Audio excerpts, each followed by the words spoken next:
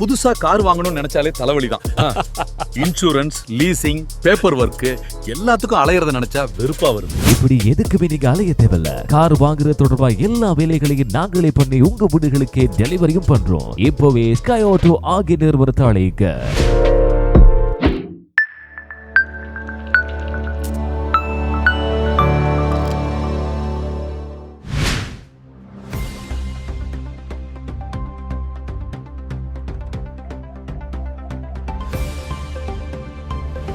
Hi, welcome to Swiss Tamil TV. அன்பான சொந்தங்களை மற்றும் ஒரு தகவல் அறிவோம் எபிசோட்ல சந்திக்கிறதுல ரொம்பவே சந்தோஷம். இன்னைக்கு ஒரு சுவாரஸ்யமான சுவிஸ் மக்கள் சார்பான ஒரு விஷயத்தை உங்களோட பகிர்ந்து கொள்ளலாம் அப்படின்னு வந்திருக்கிறோம். சுவிஸ் மக்களா இருக்கிறவங்க இப்போ எந்த காரை அதிகம் வாங்குறாங்கன்ற கேள்விதான் மற்றைய எல்லா கேள்விகளையும் விட முன்னணியில இருக்கிறது. அதனால இந்த எபிசோட உங்களுக்கு மிக முக்கியமாக முந்திக்கொண்டு தரணும் அப்படின்றதுக்காக பல விஷயங்களை தேடி எடுத்து வந்திருக்கிறோம். ஒரு காலத்துல சுவிஸ்ல கார் வாங்குறதுன்னா BMW இல்ல மெர்சிடிஸா அதுதான் பெரிய கேள்வியாவே இருக்கும். ஆனா இப்போ எலக்ட்ரிக்கா, ஹைபிரிட்டா, பிளக்-இன்னா, டெஸ்லாவா இதுதான் பெரிய டிஸ்கஷனாவே போயிட்டு இருக்கு. அதுலயும் சுவாரஸ்யமானது என்னன்னு தெரியுமா? முழுசா எலக்ட்ரிக் காரை யாருமே வாங்கல. அதே நேரம் பெட்ரோல் காரையும் மக்கள் முழுசா விட்டு விடவும் இல்லை. அப்படின்னா சுவிஸ் மக்கள் இப்போ என்னத்தை தேர்வு செய்யறாங்கன்னு தான் உங்க கேள்வி. எந்த கார் டாப் சேல்ல இருக்கு? டெஸ்லா இன்னும் கிங்கா இருக்கா அல்லது புதிய ஹைபிரிட் கார் எல்லாம் மார்க்கெட் பிடிச்சிருக்கா அப்படின்றது மிக முக்கியமான விஷயமா இருக்கு. அதனாலதான் இன்னைக்கு நாங்க பார்க்க போறது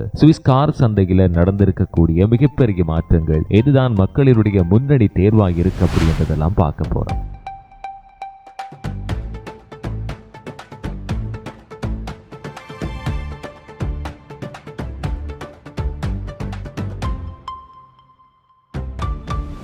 சுவிஸ் மக்கள் காரை எப்படி பாக்குறாங்க அப்படின்றத முதல்ல எடுத்துக்கிட்டா, சுவிஸ் நாட்டுல காருண்டா அது ஒரு சாதாரண வெஹிக்கிள் கிடையாது. அது சுவிஸ் மக்களினுடைய லைஃப் ஸ்டைலையே பிரதிபலிக்குது. அது ஃப்ரீடம்ங்க. அது டெய்லி லைஃபோட ஒரு முக்கிய பாகமாகவே மாறிடுச்சு. ஏன்னா சுவிஸ்ல எல்லாருமே சிட்டி சென்டர்ல மாத்திரம் வாழ மாட்டாங்க. பலர் வந்து மவுண்டன் ஏரியாஸ்ல, சில பேர் வில்லேஜஸ்ல, சில பேர் ரிமோட் பிளேசஸ்லயும் வாழ்றாங்க. அதனால கார் செலக்ஷன் வந்து சுவிஸ் மக்கள் ரொம்ப பிராக்டிக்கலான ஒரு விஷயமா இருக்கு. அவங்களுக்கு 3 விஷயம் இந்த காரோட முக்கிய விஷயமா இருக்கு.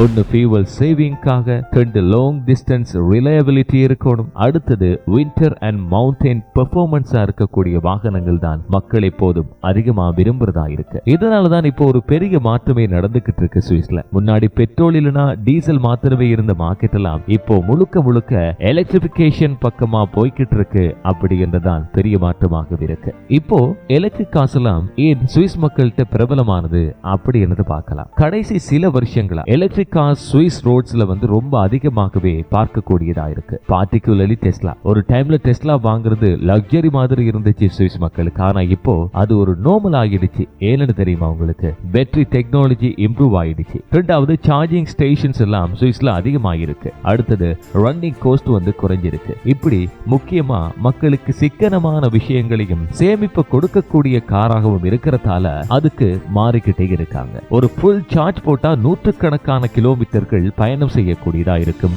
லாங் டிஸ்டன்ஸ் போகக்கூடியதாகவும் இருக்கும்.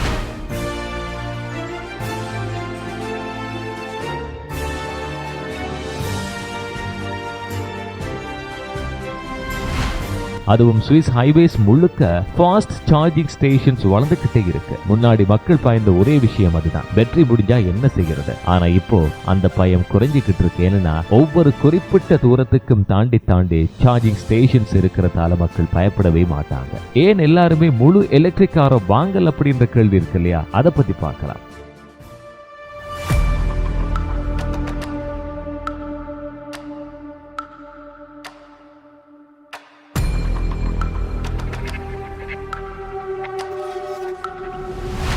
இதுதான் இன்ட்ரெஸ்டிங் பார்ட். எலக்ட்ரிக் கார்ஸ் வளர்ந்தாலும் சுவிஸ் மக்கள் இன்னும் 100% வந்து எலக்ட்ரிக்கு முழுசா ஷிஃப்ட் ஆகல. ஏன்னா பிராக்டிக்கல் வாழ்க்கையில சில சேலஞ்சஸ் இருக்கு இல்லையா? உதாரணத்துக்கு மவுண்டன் டிரைவிங் இருக்கு, வின்டர் வெதர் இருக்கு, லாங் டிஸ்டன்ஸ் ட்ரிப்ஸ் இருக்கு, சார்ஜிங் டைம் இருக்கு. இந்த 4 முக்கியமான காரணிகளை எடுத்துக்கிட்டா சுவிஸ் மக்கள் அதிகமா தேர்வு செய்யறது பிளக்-இன் ஹைபிரிட் கார்ஸ் தான். அதாவது பெட்ரோல் என்ஜினும் இருக்கும், எலக்ட்ரிக் மோட்டர்ஸும் இருக்கும். இதுல என்ன அட்வான்டேஜஸ் அப்படின்னு பார்த்தா, சிட்டில வந்து எலக்ட்ரிக் எலக்ட்ரிக் மோட் யூஸ் பண்றாங்க. அதே நேரத்துல லாங் ட்ரிப் போனா பெட்ரோல் பேக்கப்பும் இருக்கும். இதனால மக்கள் என்ன சொல்றாங்கன்னு தெரியுமா?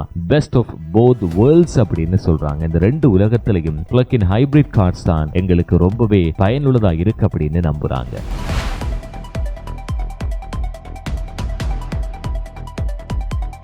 இப்போ பார்க்க போறது பிளக்-இன் ஹைபிரிட் மார்க்கெட் எக்ஸ்ப்ளோஷனை பத்தி. இந்த வருஷம் பிளக்-இன் ஹைபிரிட் வெஹிக்கிள் சுவிட்சர்லாந்துல வந்து பெரிய வளர்ச்சியை காண்பிருக்கு. புதிய பதிவுகள் மாத்திரமே 26% அதிகமாக உயர்ந்திருக்கு. அதாவது சுவிஸ் மக்கள் வந்து ஒரு விஷயத்தை கிளியரா எல்லாருக்குமே சொல்றாங்க, நாங்க மாற்றத்துக்கு ரெடியா இருக்கோம், ஆனா பிளெக்சிபிளா இருக்கணும். இதுதான் சுவிஸ் மார்க்கெட் இப்போ காட்டுற பிக்கெஸ்ட் சிக்னல். மக்கள் வந்து முழுசா பெட்ரோலும் வேணா முழு எலக்ட்ரிக்கும் இன்னும் தயக்கமா தான் இருக்கு. அதனால ஹைபிரிட் தான் சேஃப் சாய்ஸா மக்களுக்கு இருக்கு.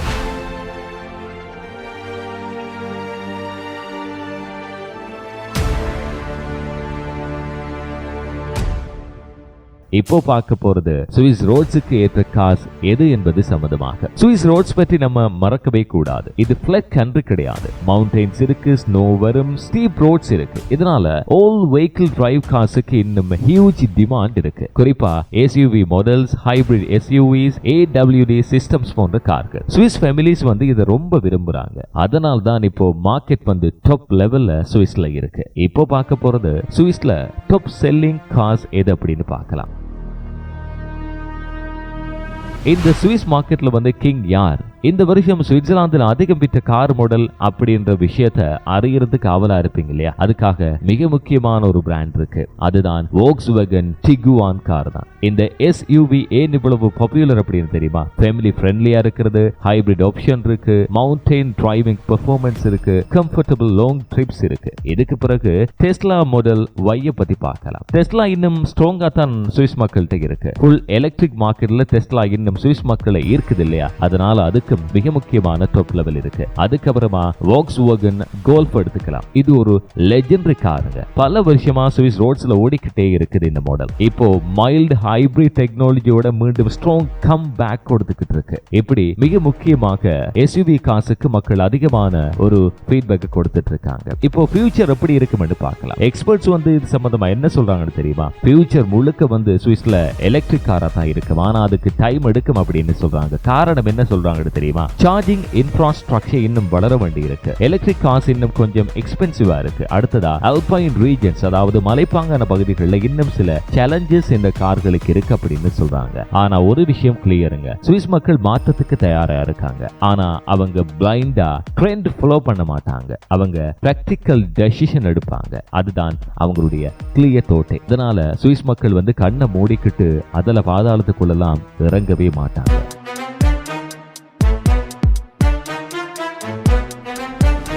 அப்படின்னா நண்பர்களே, சுவிஸ் கார் சந்தைக்கு இப்போ ஒரு பெரிய டிரான்சிஷன் ஃபேஸ்ல இருக்கு இல்லையா? பெட்ரோல்ல இருந்து எலக்ட்ரிக்கு பயணம் நடக்குது. ஆனா அந்த பயணத்துல சுவிஸ் மக்கள் சொல்றது ஒண்ணுதான், பிளெக்சிபிலிட்டி தான் எங்களுடைய எதிர்காலம் அப்படின்னு சொல்றாங்க. உங்களுக்கு எந்த கார் பிடிக்கும்?